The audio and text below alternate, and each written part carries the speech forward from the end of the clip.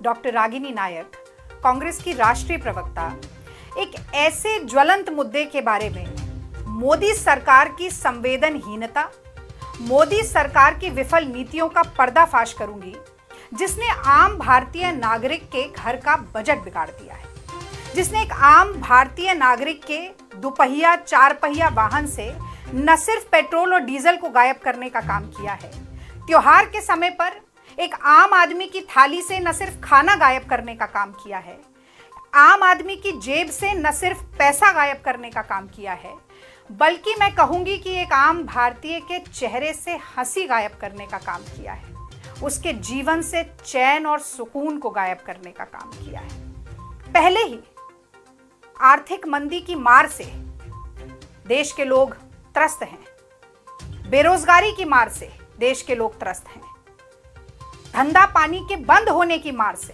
Corona की मार से देश के लोग त्रस्त हैं। और अब इस सब के ऊपर जो लगातार मोदी जी महंगाई का वार करते जा रहे हैं, मैं समझती हूं कि वो जले पर नमक छिड़कने के समान है। तो आज अपनी बात की शुरुआत महंगाई के मुद्दे पर मैं कुछ पंक्तियां गाकर सुनाना चाहती हूं, इसी के साथ करना चाहती हूं।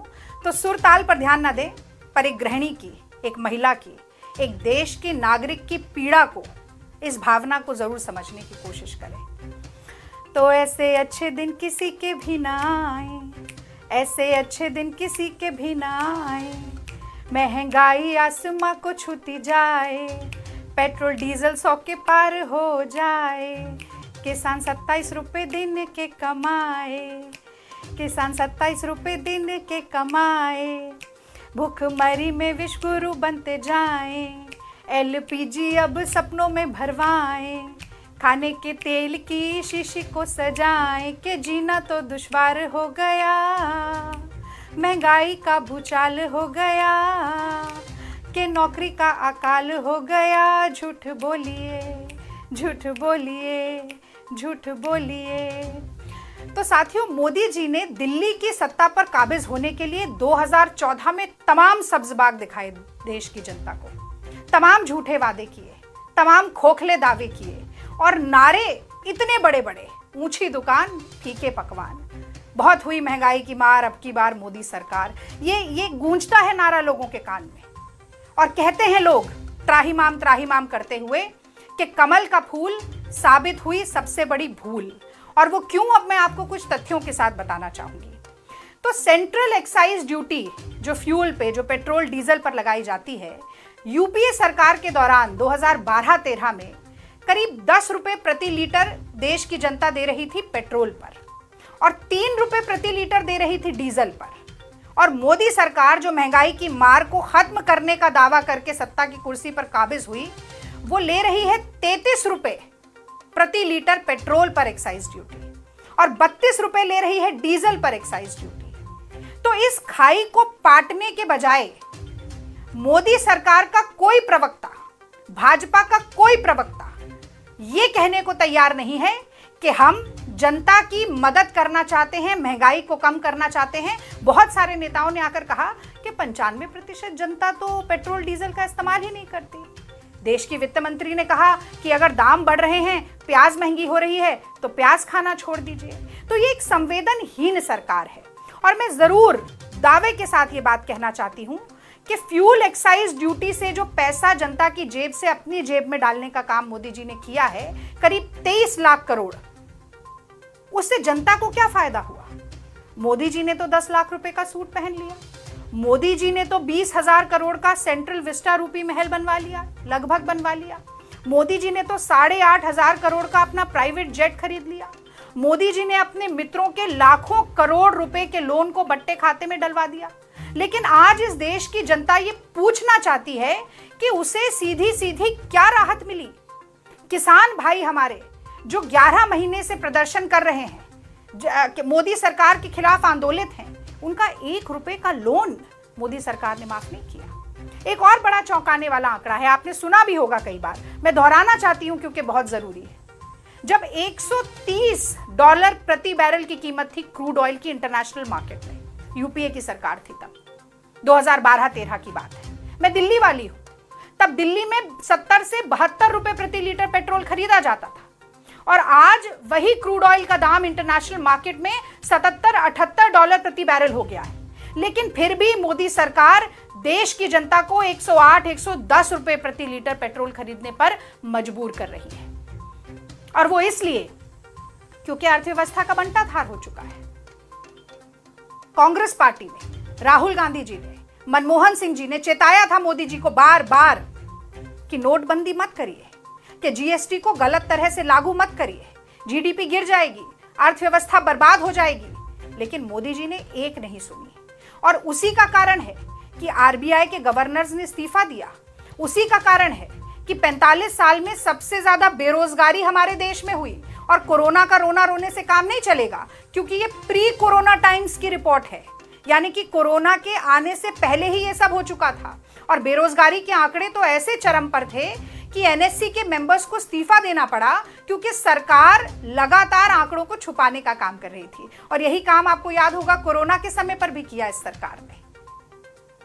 पूरी दुनिया में निंदा हुई, रामनामी तक खींचनी पड़ी, लाशों के इतने ढेर लग गए थे। मरघट पे 24 घंटे लाश जली थी, लेकिन वो किसी और चर्चा का विषय है। मैं एक महिला हूं, एक गृहिणी हूं, और मैं कहना चाहती हूं अपनी बहनों से कि ये जो जन धन लूटन योजना चलाई है मोदी सरकार ने, महंगाई की योजना चलाई है मोदी सरकार ने, इसके कारण क्या होने वाला है मैं आपको इसकी चेतावनी देना चाहती हूँ। एक समय था कि हम बटुए में पैसा लेकर जाते थे कांग्रेस सरकार के दौरान, और थैला भर सामान लेकर आते थे। और अब बहुत जल्द ऐसा समय आने वाला है कि हम थैला भर पैसा लेके जाएंगे और बटुआ भर सामान नहीं मिलेगा। वो गाना तो सुना ही होगा, सखी सैया तो खूब ही कमात है, महंगाई डायन खाए जात है। तो हमारी कांग्रेस की सरकारों के दौरान यदि महंगाई होती थी तो उसके अनुपात में कमाई होती थी, और महंगाई से कहीं ज्यादा कमाई होती थी। आज नौकरी तो है नहीं, काम धंधा तो है नहीं, व्यापार ठप हो गया है। तो महंगाई ही महंगाई है, कमाई नहीं है, और जनता के लिए दुहाई ही दुहाई है। और एक सवाल तो मैं भाजपा की आदिशक्ति से भी पूछना चाहती हूँ। वो तमाम महिला नेत्री जो कि गले में प्याज टांगती थी, एलपीजी के गैस सिलेंडर पर बैठती थी, आज उनकी अंतरात्मा कहाँ चली गई है?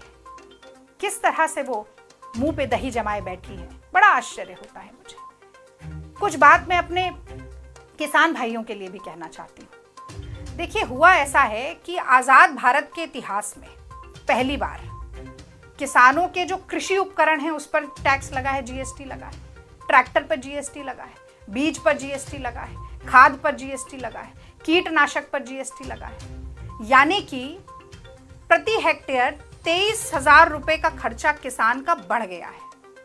और सिचुएशन असेसमेंट सर्वे कहता है कि औसतन एक किसान हमारे देश में 27 रुपया रोज का कमा रहा है। ये हालत है।